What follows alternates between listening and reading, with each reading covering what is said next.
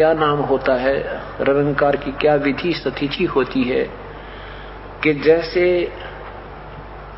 मरता हुआ व्यक्ति अपनी जान की भीख मांगता है और फिर उस मालिक को याद करता है। जैसे एक समय हा हा हु नाम के दो देवता थे, उनमें अपने तप का अभिमान हो गया। हा हा कहता है कि मेरा तप जाता है, हु कहता मेरा ज्यादा है। अपने तप का, अपने समर्थता का प्रमाण लेने के लिए कि किसका तप ज्यादा है, इस उद्देश्य से भगवान विष्णु के पास गए, ब्रह्मा जी के पास गए। ब्रह्मा जी से कहा कि आप हमारा फैसला कीजिए, मेरा तप ज्यादा है या इसका ज्यादा है। ब्रह्मा जी ने सोचा कि एक को तो कहना ही पड़ेगा इसका ठीक को नहीं। अर्जुन से कानू कह दिया कि भाई इसका तप ठीक पूरा, इसका कम है, इसका ज्यादा है, तो ये तो सर्प जैसे होते हैं सिद्ध पुरुष, ये तपस्वी, इनमें तपस्या से सिद्धियां आ जाती हैं। एक तो नाराज होएगा और नाराज होते मुझे श्राप देगा, मुझे और मारेंगे गिले। तो कहने लगे देखो महात्मा जी, ना तो मैंने कभी तप किया और ना तप के विषय में मुझे ज्ञान है, आप किसी और से फैसला करवा लो, अब विष्णु जी के पास जाओ। अब ब्रह्मा जी ने अपना पीछा छुटाया। अब विष्णु जी के पास जाकर उन्होंने यही प्रश्न किया कि हे प्रभु, हमारा कौन से का तप ज्यादा है। अब विष्णु जी के मन में यही आई कि ये दोनों के दोनों तपस्वी आदमी हैं, इनमें सिद्धियां होती हैं, और मैं कहूंगा कि इसका ज्यादा है, इसका कम है, तो एक नाराज होएगा और ये मुझे श्राप देंगे। कहने लगे देखो महात्मा जी, मुझे इतना समय नहीं और ना ये तप हमने कभी इतना किया जितना आपने किया है, तो ये तो वही बता सके जिसका, जो इसका जानकार हो। आप शिव जी से बात कर लो। अब शिव जी के पास आए, काफी देर में शिव जी की समाधि खुली। फिर शिव जी से प्रार्थना की कि हे भगवान, हमें बताओ हमारे कौन से का तप ज्यादा है। शिव जी ने सोचा भाई ये एक को तो कहना ही पड़ेगा, तो दूसरा नाराज होएगा। भगवान शिव ने भी तरीका यही सोचा कि इस बला ने टाल दूं।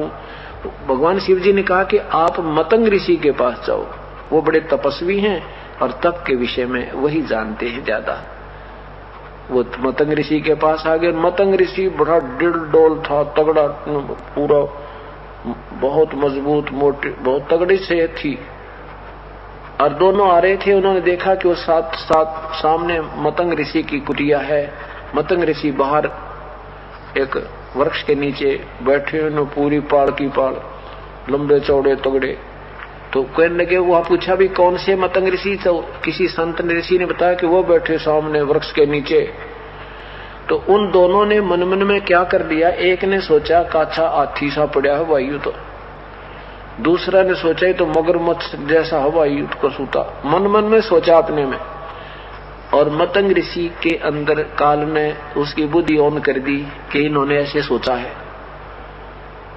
एक सिद्धि मन वृत्ति बतावे, एक सिद्धि ऐसी होती है जो मन में के सोच रखा वो बता देती है। अब मतंग ऋषि की वह सिद्धि ऑन होगी, उसने दोनों के मन की बात समझ ली। उन्होंने आकर पूछा कि ऋषि जी, हमारे में कौन से की सिद्धि ज्यादा, कौन से की तप ज्यादा है, हमारा फैसला कीजिए। मतंग ऋषि ने कहा कि तुम फैसला आप ही करो। क्या कह रहे थे तुम कि मुझे देखकर तू कह रहा था ये हाथी सा पड़ा है, तू कह रहा था मगरमच्छ पड़ा है, जाओ एक मगरमच्छ बनो, एक बनो हाथी, अपना फैसला आप करो। तो दोनों वहां मर गए, शरीर छूट गया वो 5 तत्व वाला। फिर वो एक हाथी का जन्म हो गया, एक का मगरमच्छ। जब वो तगड़े जवान हुए तो हाथी पानी पीने गया था, मगरमच्छ ने पैर पकड़ दिया, खेचम खेचा, पूरी क्रोचे तगड़े तगड़े हो रहे थे, बड़े मोटे मोटे। तो बहुत रिहर्सल होती रही, 10,000 वर्ष तक लड़ते रहे। अंत में मगरमच्छ ने हाथी को खींच लिया और हाथी जब मरते, जब बिल्कुल सूंड थोड़ा सा शेष रह गया, पानी घुसनते इतना दरिया में गहरा ले गया मगरमच्छ। अब हाथी ने सोचा ईब मर गया। पहले तो अपने हांगे की बड़की चला रहे थे, अपनी शक्ति से अपना फैसला कर रहे थे। फिर हाथी ने याद किया, हे राम, आधा मतलब आधा अक्षर ही बोला था, मरते हुए ने याद किया रहा।